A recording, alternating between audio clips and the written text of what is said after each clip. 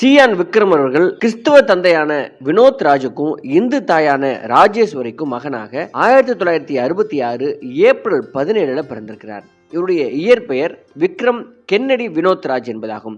இவருடைய அம்மா ஒரு சப் கலெக்டராக வேலை பார்த்திருக்கிறார் மற்றும் புகழ்பெற்ற நடிகரும் தயாரிப்பாளருமான தியாகராஜன் சகோதரியும் ஆவார். சேலம் அருகேயுள்ள மலை பிரதேசமான ஏற்காட்டில் உள்ள மான்ஃபோர்ட் பள்ளியில தனது பள்ளி படிப்பை தொடங்கினார்.